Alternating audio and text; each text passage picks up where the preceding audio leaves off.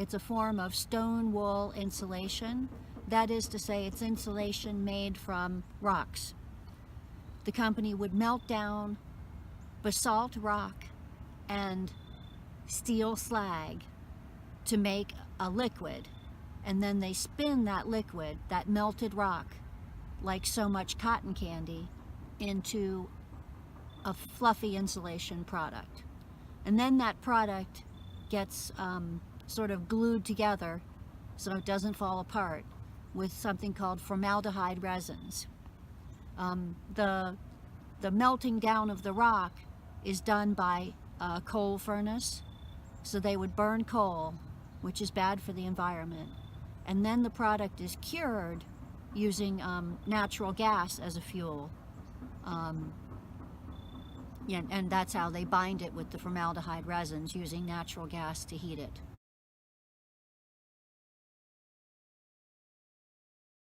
There's a pretty wide variety of reasons why residents don't want this factory to be built here. I would say health concerns is a pretty large one. The potential air and water pollution that it could bring is definitely a concern amongst parents, particularly those who have children that will be in the schools within a few miles of this factory. Another one is this is a very agriculturally rich area, so a lot of farmers are worried about what it could do to their livelihoods. This is also a pretty big tourist area, so if we start bringing heavy industry in here, it will take away from kind of the pristine beauty of the natural landscape that so many people come not just to visit, but a lot of people have even moved here from outside of the state. People know what's coming out of those steam stacks, and if we build Rockwool here, then we're saying that that is our priority. Heavy industry development is a priority over things like tourism, historical significance of Shepherdstown, Charlestown, and Harpers Ferry. Based on the way it's produced, Rockwool is not sustainable.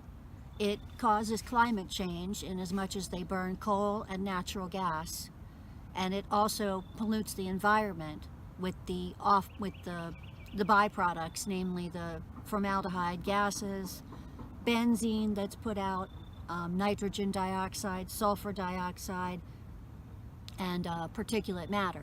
All those things cause pollution, not in addition to the things that they do like burning coal and gas, which are bad for the climate.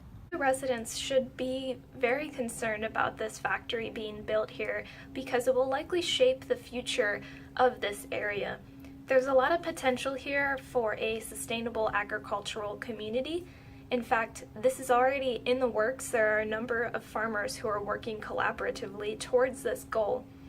And so if we don't keep a watchful eye on what decisions our government is making for our homeland, we will likely end up with undesirable results. We had a fundraiser back last month that brought in about $15,000. It was a benefit being held at the town run, and it was attended by at least, I'm guessing, at least 300 or 400 people. Where the sound always shines. Stacks. Angry Mom! Angry Mom!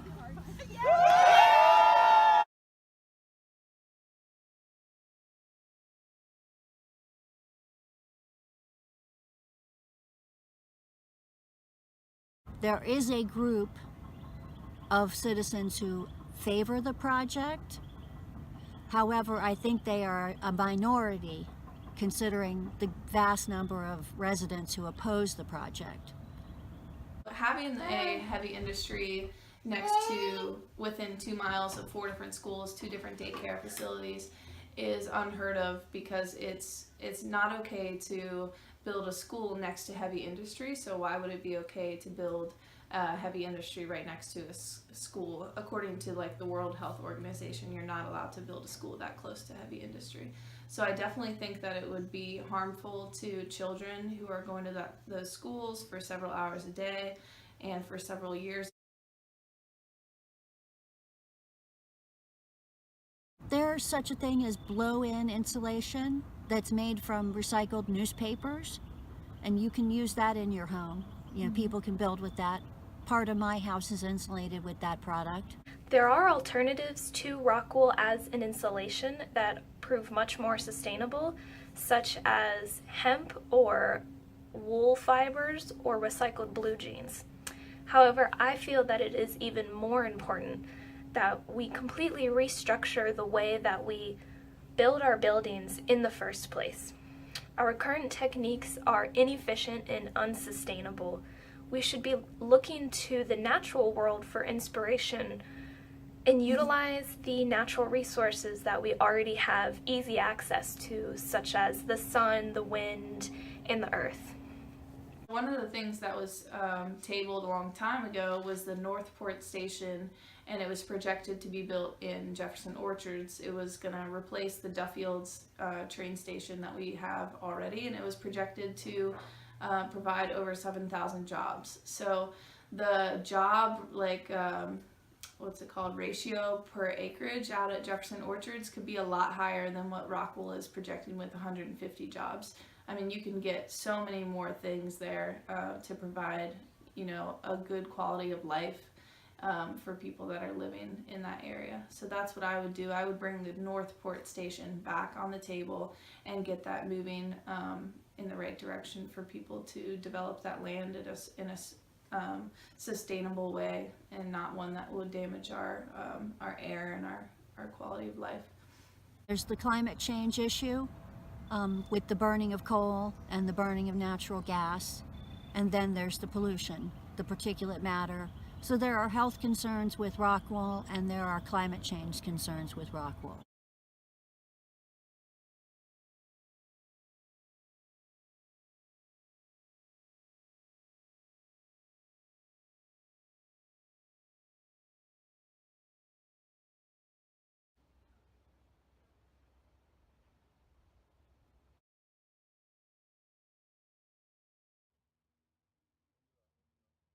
People's tax dollars are being used to subsidize this company, a foreign company. So why should West Virginia be paying a Danish-owned company to pollute here in Jefferson County? Why? Almost heaven, West Virginia, Blue Ridge Mountains, Shenandoah River.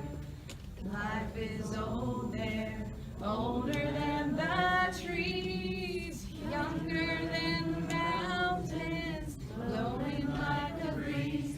Country roads, take me home to the place I belong. West Virginia, Mountain Mama, take me home. Country roads, all my memories gather round her. Miner's lady, stranger to blue water, dark and dusty, painted on the